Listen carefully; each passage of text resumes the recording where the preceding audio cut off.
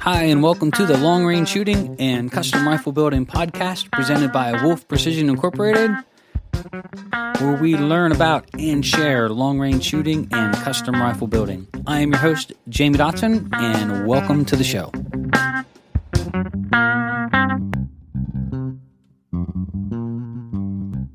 Hi, and welcome to episode 127 of Wolf Precision's Long Range Shooting and Custom Rifle Building podcast. I'm your host, Jamie Dotson, and welcome to the show.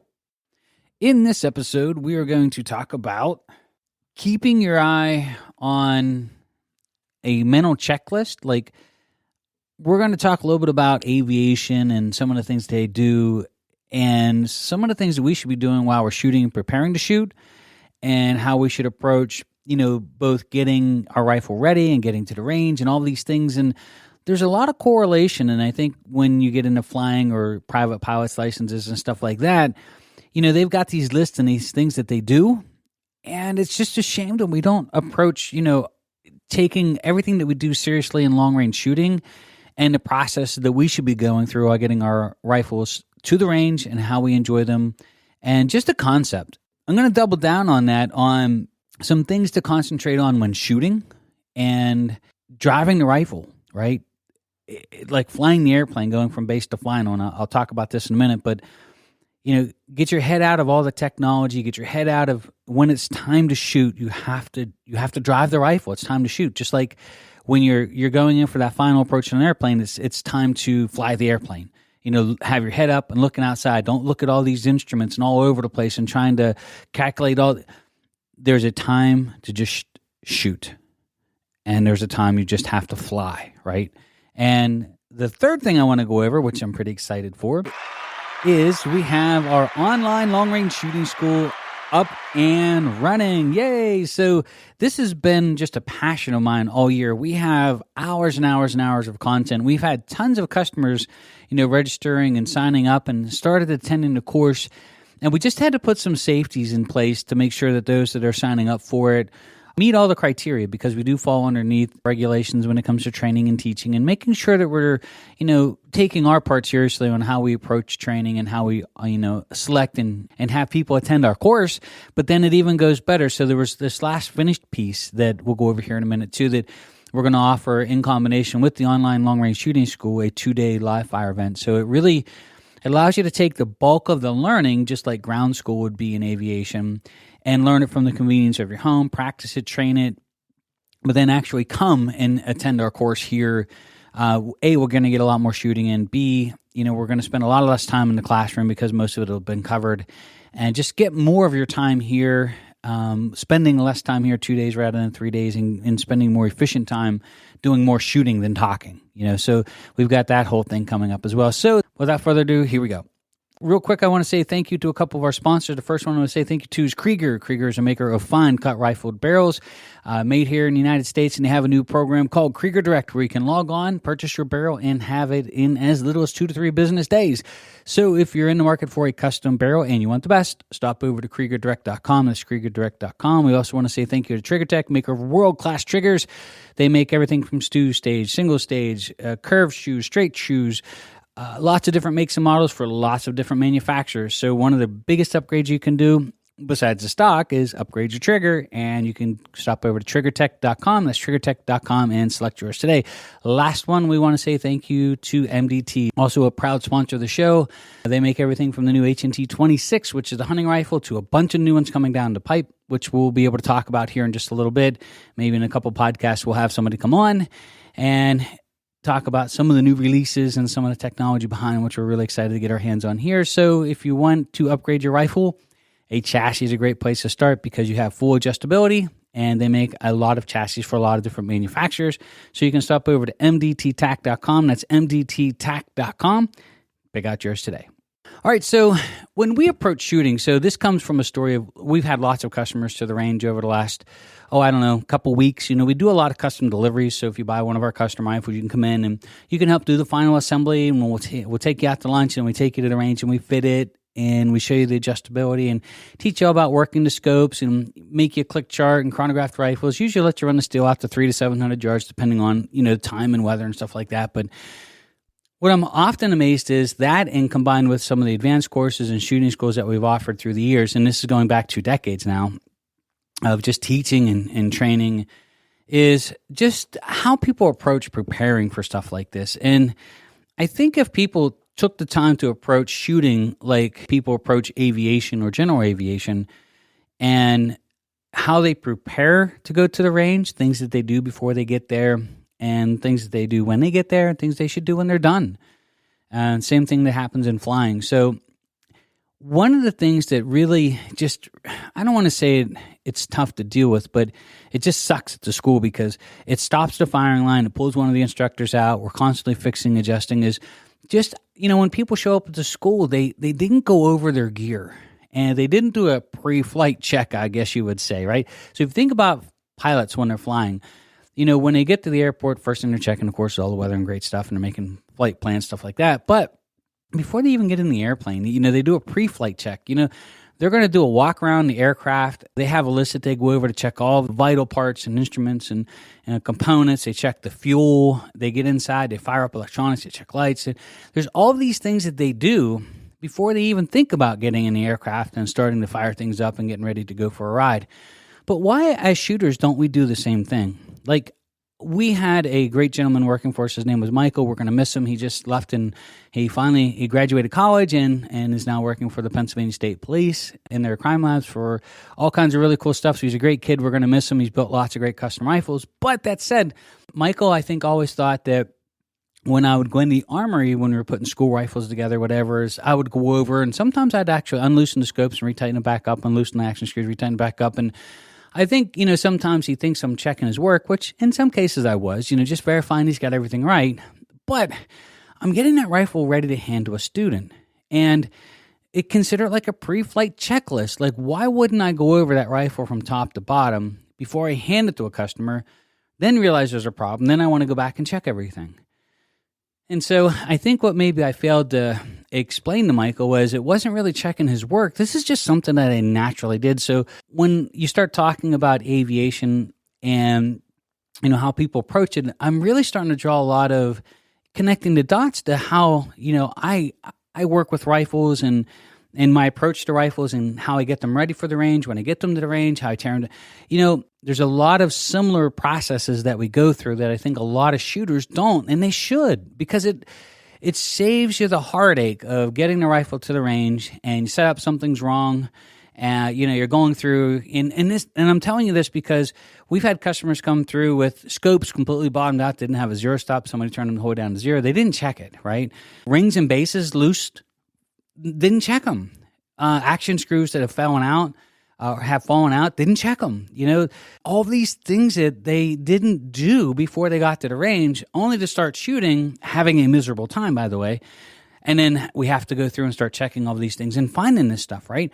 And none of it should ever make it to the firing line. Now, nobody's perfect, and sure, sometimes somebody's going to make a mistake and it's going to happen. But that said, you signed up for a long-range shooting school. You flew halfway across the country.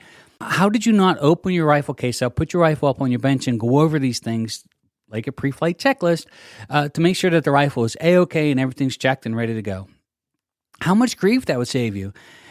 Imagine a pilot that doesn't do that, right? The wrong place and time to find out that you didn't check something and something's wrong is when you're off the ground, right? The bad place to find it is 3,500 feet in the air, and you're trying to figure out what just went wrong because you didn't check everything, right?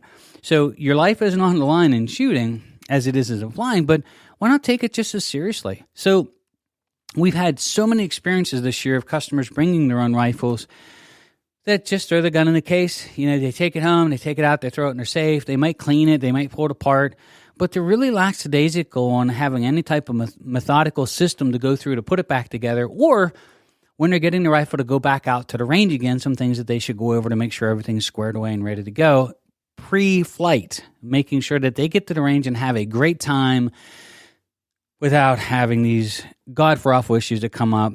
You're chasing your zero for 10 minutes, 15 minutes. The rifle's going all over the place.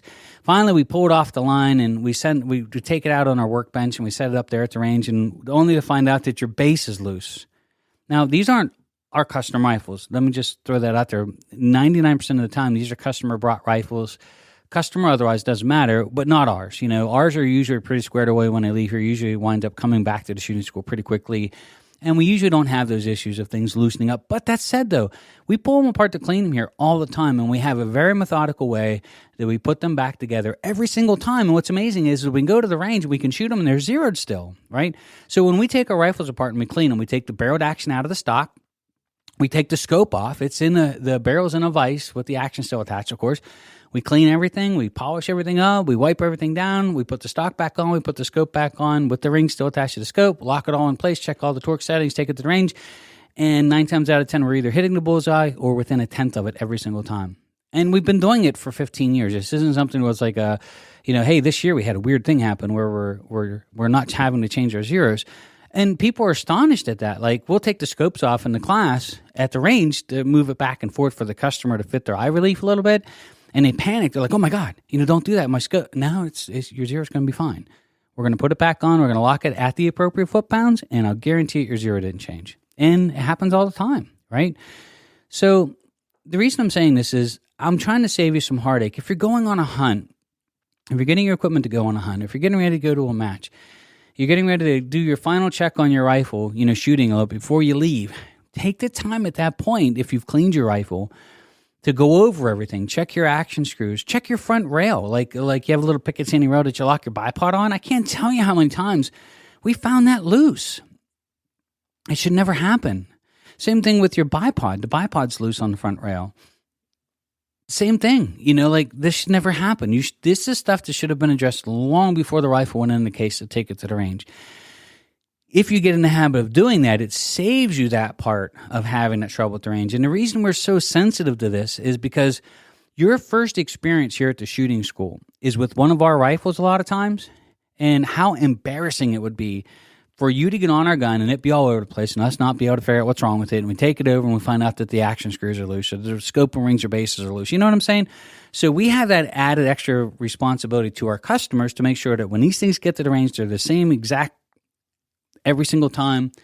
Everything is set up perfect every single time, and we never have an issue. If customers would just follow the same advice and have your own system in place to say, okay, I am going to preemptively make sure that I don't have these issues before I go to the range. And you'll be surprised how many times you'll find stuff and fix it before you get there, and how much enjoyment that will save you, or misery and woe that will save you when you get to the range. So that's number one.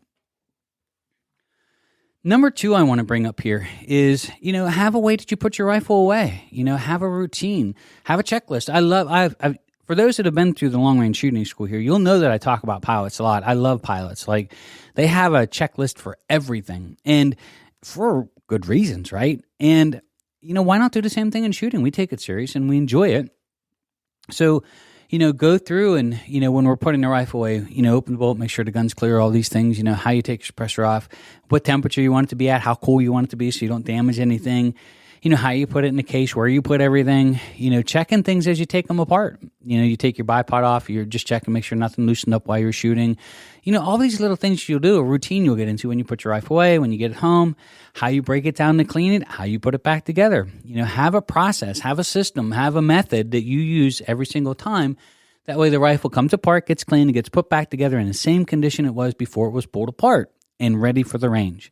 And then, of course, checking everything and going over it before you take it back out to the range again. If customers coming into the shooting school would do that, 50% of the problems would be solved of these wandering zeros and all these issues that pop up at the school before they fired the first round.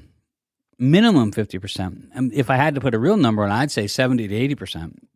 But just imagine that you flew in from here from California, you're on the line and your rifle's not holding a zero, or it's wandering around, or you're not hitting the bullseye, you're getting these weird flyers. And us, we don't know you, we don't know your rifle. We're trying to sort of help you real time. We didn't put the rifle together. We don't know anything about it. And so eventually we'll pull the rifle, we're checking things, we'll systematically, we know what we want to look for, we'll find it, and then all of a sudden everything's back to normal. But that first hour or two sucks. It really does. It sucks for the customer, and it sucks for us because we're pulling one of our instructors. And this is one of the reasons why we limit the class to 5, is because we know these things are going to happen. We know we're going to have to deal with them. And we can't do it with 3 or 4 students at the same time in a big class of 12 or 15 students. We don't have that time. But at 5, we could pull 1 or 2 guys off to the side and we can sort of keep them going. And then with 5 students, we can keep the class running right away. The last thing I want to talk about this, shoot. There is a time you have to drive the rifle and shoot. There is a time when the fundamentals of marksmanship, a rifleman, it's time to shoot. So technology has reared its ugly head into every part of our lives, including shooting. And it's not a bad thing. Like we were talking about Ford off, it's amazing that it's even free. And it's incredible piece of equipment, right? But don't get caught up in all the technology part of it. There is a time when you have to shoot the rifle. And it's just you and the rifle, right? And you should be able to get on your gun and at any given time at 300 yards, hit that sucker dead center in the middle at will, whenever you want, without looking at anything.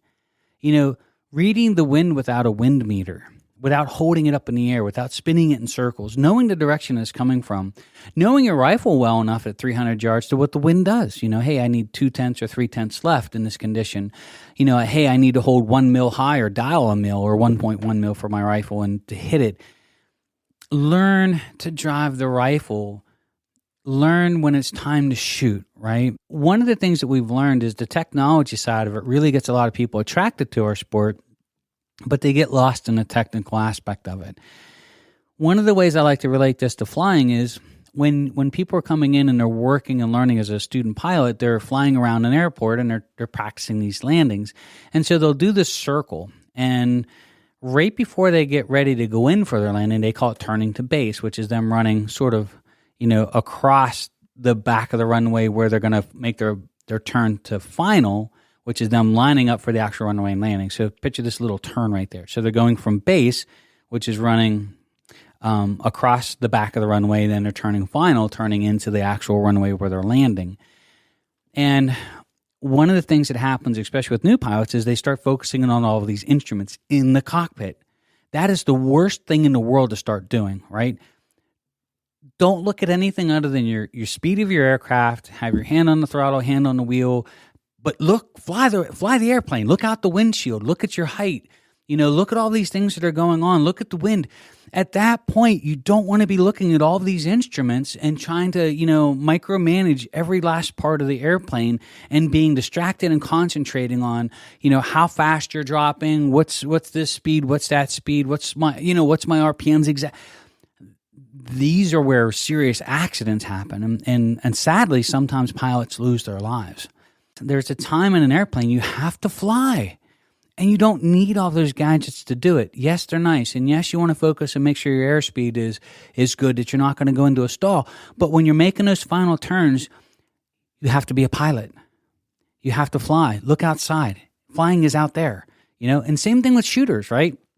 When it's time to shoot, it's time to drive the rifle. At that point, everything you've learned, you should be able to, within reason, like when you're coming in for that final landing or called turning to base and then turning to final, within reason, 200, 300, 400 yards, a true rifleman or marksman should not have to open their wind meter up and make a wind call. Look at their dope chart. These are things that you should be able to do out to a reasonable distance just off of knowing how to shoot and how to read the environments with touch and feel and looking out across the firing line or the range, looking at the weather, feeling everything in the air, looking at the rain moving out across the target or heat and humidity, knowing your dope at all these distances. This is where you're a rifleman and this is where you shoot, right?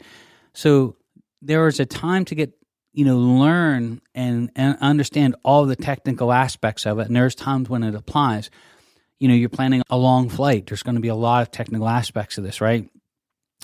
Same thing when you're shooting long range. At that point, yes, get your wind meter out, start doing some serious calculations, because the further the target or the smaller the target, the more critical these small things start to add up and cause some small issues, right? Collectively, they'll cause bigger issues. But the close stuff, the animal that's at 200 yards and you're looking at your wind meter and trying to do you're not a shooter at that point. You're not a rifleman. You're still lost in the technology part. So there's a time you just have to be the driver of the rifle. You have to be the marksman. You have to be the shooter and know your rifle well enough to do this. So spend time with the rifle, that when you go to the range, that challenge yourself to not at 300-400 yards look at everything. Learn to drive the rifle. Learn to be a marksman. Learn to trust your instincts and knowing what you're doing and be confident in yourself in this. And it will change your shooting. And then when you get to the long stuff, you won't get so caught up in the technical aspect of it that you're paralyzed. It's like overwhelmed your senses. And then on the short stuff, you won't hardly even think about it. You might glance at something real quick, but it's not going to be so critical that you have to like micromanage all these little things to make this perfect shot at 200 and 300 yards. So I hope it makes sense in trying to say, okay, look, these are things we have to do. These are things we want to do, but just be a marksman, be a rifleman, know how to do this, and know that you don't need the technology. It's not a crutch. It's not a necessity even. Have confidence in yourself that you can do it. Believe in yourself that you can make that wing call at 300 yards and shoot that plate. Start getting that level. Challenge yourself to not use, any of your wind meters and dope charts at 200, 300, 400 yards. See if you can't know your rifle that well. And man, it will pay dividends. So just want to throw it out there, and I just want to challenge you on this one to try to make you a better rifleman and marksman, and just know that there is a time when that equipment is awesome and it really comes in handy to know and to be able to dive into all those bushes and get all this great data. But there is a time when that stuff becomes a crutch and paralyzes shooters, and then also makes them think that they have to look at it every single time. And sometimes at the detriment of not harvesting an animal because you passed the opportunity up, or because you wasted so much time and effort in trying to get all of the stuff that you really should already know, and the animal walks away, you missed the opportunity, it's gone. The other thing I want to touch base on, which I'm really excited about, and so this has been a passion of mine all year, is just, I'm getting older, and so I'm trying to be able to share, all the things that we've learned over the years. I mean, we've been doing this for, oh my gosh, nearly a decade and a half, for the public, and then even longer, privately, and all the things that we've learned spending time with shooters and techniques and how we teach and things that help, right? And we launched our online long-range shooting school earlier in the spring, and we had to pull it. And plus, there was a missing element. Like we know that we have our 3-day long-range shooting school, and we're really excited for it. And it's been a very big part of our lives for so long. But it is 3 days, and it's a long time, for the average guy to take away from work or to leave his family. A day of travel on both ends. You're gone for a week, right? So... And then you've got the whole travel thing with COVID, which really changed a lot. Like we were talking about online training in so many areas. Like you can take ground school for aviation. You want to become a pilot. You can take all of your ground training from the convenience of your own home with online courses, and then go and take the practical application for, flying. And so we knew we could teach it, and we thought there would be a huge added benefit to sharing, everything that we've learned and how we teach, our processes that we go through, the targets that we shoot. And just have it as a living document online that 5-10 years from now, customers can still go back and enjoy the class, because I am getting older. I'm 51 now, and, the years keep going back faster and faster and faster. And eventually I would like the class to outlive me and still be of some value. So we're working on some books and some other things on the back end. But there was one still final piece missing. Like, okay, so we've got our entire long-range shooting school online. But how do we teach it? Like once they're passing through the school, what can we do from there? Because we still would like to get them trigger time. And so we've been working on this, and finally today we have launched it. It's actually active online. So you can go over to our website and you can actually pull up our online long-range shooting school, and you can sign up. I mean, it's $49 a month. You can sign up for the year.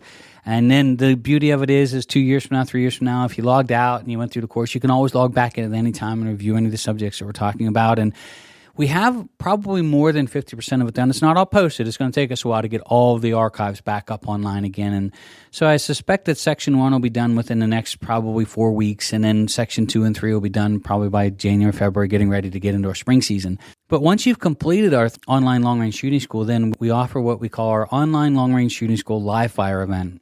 So you can come in for 2 days after you've attended our online long-range shooting school and actually spend 2 days in a live fire event with us. And I think that's actually doubling down like a win-win on so many different levels, because the teaching portion setting here in the classroom, we do it in the 3 days, and you're going to get about 7 years experience in 3 days here at the Long Range Shooting School. We're really proud of it. There's a lot of information though. I mean, a lot of it. So what's nice is in this case is we can have all that information out there. You can go through it at your own pace. You can actually go back over it if it didn't make sense, but you can take the learning portion or the classroom portion online, get all of it under your belt. And then when you come in, we're going to be able to spend that much more time on the firing line at the range shooting. So we'll have you come here in the morning. We'll do our safety briefing. We'll go over some advanced stuff here in the classroom and how we operate everything. And go over some Q&As that you might have as far as attending the online course. But then when we go to the range, we're not going to be here in the classroom until 12 or 1 o'clock.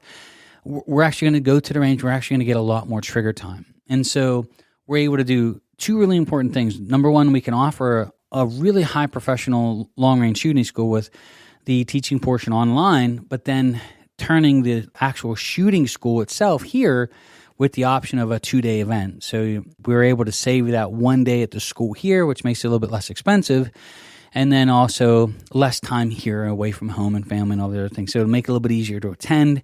Plus, the win-win part is when you're here, we're going to have a lot more range time. So you've already taken all of the courses, and now it's just reinforcement at the range and teaching all of it at the range and real-timing at the range. And so we think the other win-win portion of this is the fact that we're actually going to be able to get more shooting in, or just as much shooting in the 2 days as we would in the 3 days, because we're able to have you attend the online school, online at your own home. So if you would like to attend, you can log on to our website. It's up there right now. Our dates for the 2-day event are not up for 2023 yet. They'll be announced, I believe, December 1st. But the course is up. It's active. You can register online. It's $49 a month. You can go over to our wolfprecision.net and you can click on the online long-range shooting school tab. There'll be a couple videos posted up today, and then we'll eventually have the entire archive of Section 1 up probably by Thanksgiving, so in the next week or two. And then we're doing some filming next week at our movers, so we'll have the movers part being posted probably later in January, February, as well as all the shooting sessions and training that we would do here with the students. That'll be in Section 2 and 3, and that'll be posted up through the rest of winter, getting ready into spring. And then by spring, our entire course will be up. From there, we're just going to put up a lot of bonus content, things that we talked about here earlier, how we prep a rifle, how we prepare, and all of these things are just going to be an added benefit to the customer, A, to get the most from their equipment, understand the process that we go through, but then B, be better prepared when they go into events, whether it's a hunting trip or a match or a training event like ours. And so we can just share so many things in that format. So we'd love to have you stop over to Patreon, look up Wolf Precision. You can register there. You can go to our website, wolfprecision.net. We are live and really looking forward to having you on our online long-range shooting school as well as attending our 2-day live fire course. We had another gentleman that is pretty famous in the airgun stuff. So he's done the airgun challenge stuff, PCP stuff, really high-end stuff. And he's a really great marksman. And we actually just talked to him on the phone today this morning. His name was Mr. Gaspar. And he had said that he was one of our early guys that signed up for our online long-range shooting school and attended and had gotten through most of Section 1 when we said, hey, we just got to pull this temporarily until we figure all this out. And he had said, just him talking this morning, that he had learned more in just the first 10 or 15 videos that we posted up than in the last 10 years of shooting. There's just so many little things and secrets that we want to share with you just to get you the best out of everything. And said how much it actually changed his PCP shooting. And so it was just awesome to hear great feedback like that, and that he's seen, great value, and he got something from it. He was able to improve his shooting. And that's, in the end, that's what this is really all about, is just trying to get you to shoot your best and with your rifle. So I'd love to have you stop over to wolfprecision.net, or you can stop over to Patreon, look up Wolf Precision. So for some updates coming up, we are leaving for our movers class. We leave next Wednesday. We have our classes on Friday, Saturday, and Sunday. The class is actually Saturday, Sunday with a Friday sighted on Friday. If you'd like to join us, we have a couple slots left. If we're going to be in Swainsboro, Georgia, you can register online. You have to have been through our shooting school or another qualified event and no dope for your rifle. That way you can join us and enjoy yourself at the mover. So we'd love to have you. We have a couple slots. If you'd like to register, you can stop over to wolfprecision.net.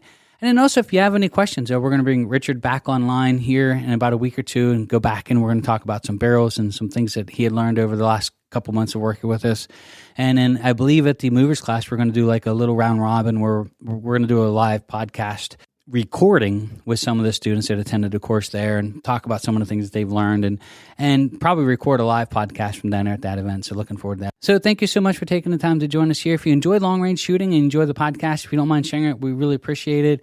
If you enjoy the podcast, you don't mind leaving us a great review, we really appreciate that as well. That helps us being found across all the platforms. So thanks so much for taking the time to join us. My name is Jamie Dotson. I'm your host, and you're listening to the Long Range Shooting and Custom Rifle Building Podcast.